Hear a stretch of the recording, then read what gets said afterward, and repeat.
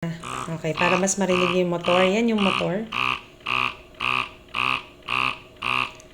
Okay, so yan yung tunog ng Medela Freestyle Flex.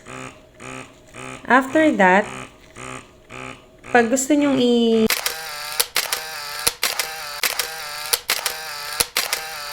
Hi mommies! So we are now off for another vlog, and for this vlog, we are going to have a product review of Medela Freestyle Flex. So in this video, I am going to show you the different functions of its motor or its machine, and at the same time, I am going to have a short tutorial on how to arrange or assemble its press kit.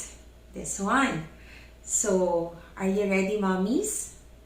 Come on, and let's start our review on Medela Freestyle Flex.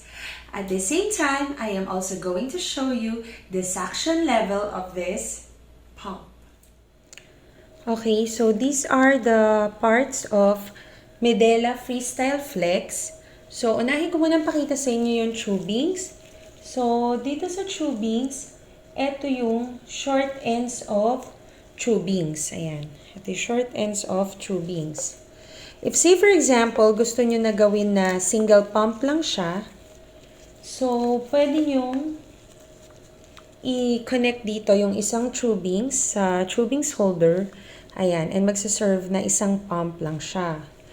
At the same time, ito naman yung long end tubings niya na i-connect ninyo sa pump motor. Ayan. I will connect this one para makita ninyo. Okay. Tapos, ang charger naman ni Medela Freestyle Flex, ayan na. So, USB type na siya. So, parang charger na ng cellphone. So, ang maganda dito, say for example, walang power, brown out. So, ayan. USB type na siya.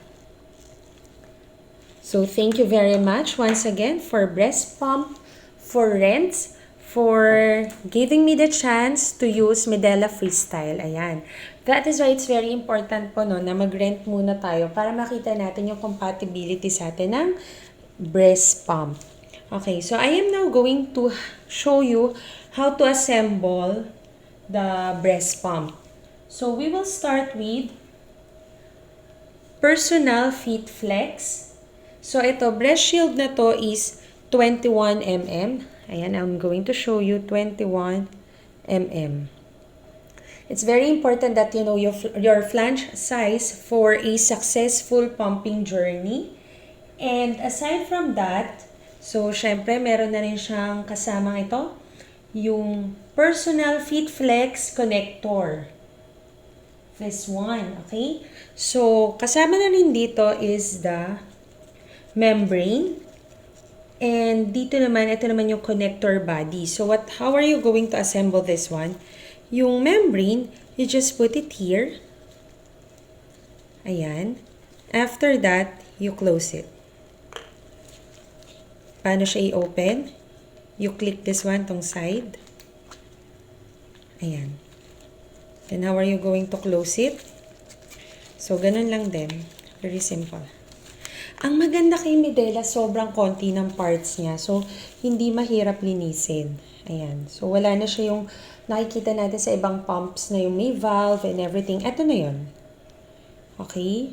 So, ayan. Kasi meron na siya sa loob. Ayan. Parang yung sa membrane na yun. Ito na yun mismo. Yung nagsuserve as valve niya. Tapos, ito yung bottle na included niya. 5 ml bottle. Ayan yung bottle. Ganda.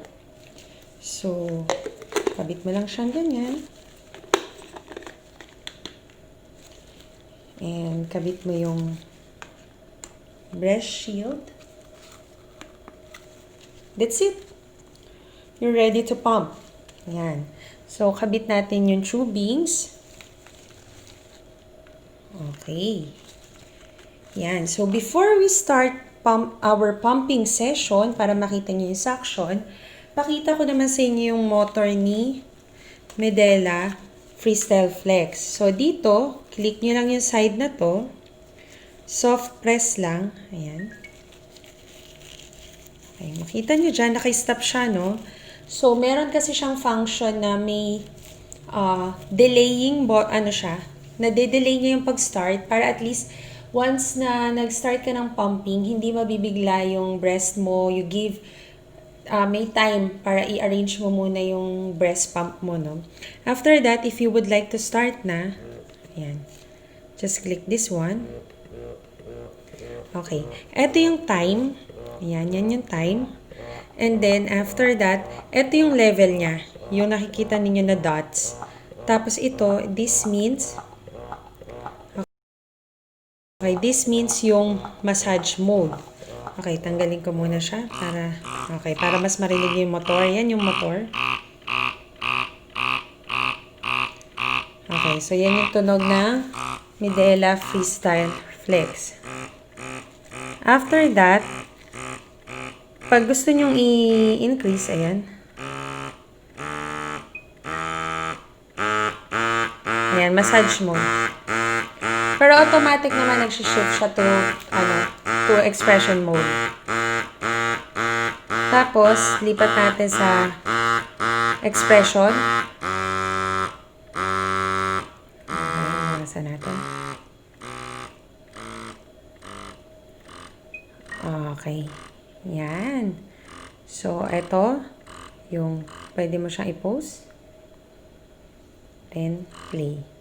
Okay, start na natin yung Start natin yung suction level para makita ninyo yung suction level.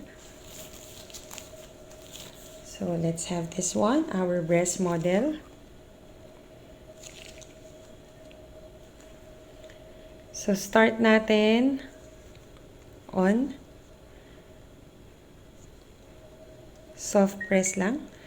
So, naka-delay siya. Play. Automatic naka-3, level 3 siya, no? Gawin muna natin level 1. So, ayan. Yan yung massage mode, level 1.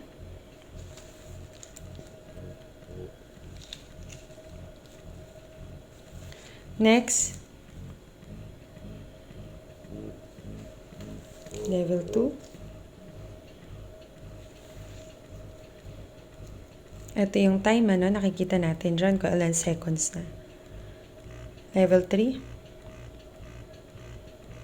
Expression. Sobrang soft ng suction nito. Parang wala lang. Lalo kung yung breast shield is talagang the same. Or ka-measure ng nipples mo, yung gagamitin mo. Level 4. Level 5.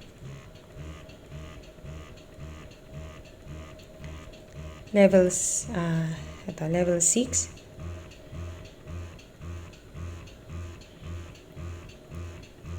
Seven. Massage mode to, ha. Level 8. And level 9.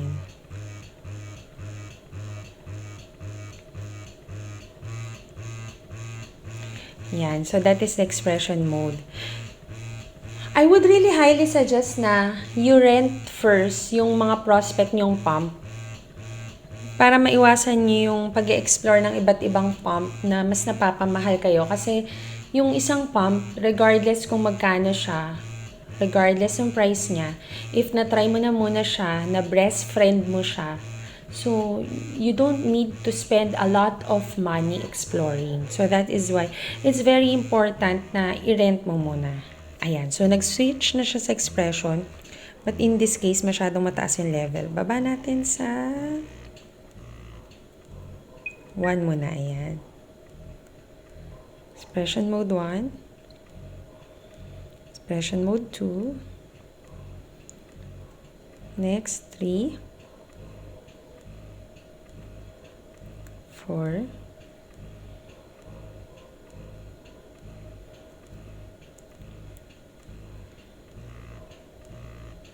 5,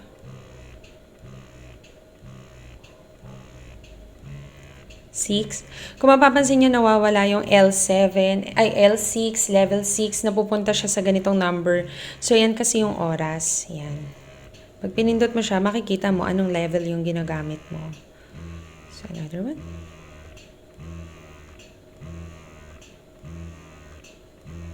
Level 8. And lastly, level 9. Pwede mo siyang i-pause.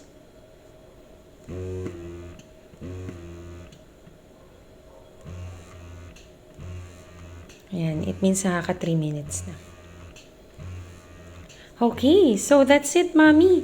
So I hope that from this simple video presentation, nagkaroon kayo ng visualization on the suction level of Medela Freestyle Flex from massage mode to expression mode. And at the same time, especially for those first-time users of Medela, nagkaroon kayo ng idea on how to assemble this pump.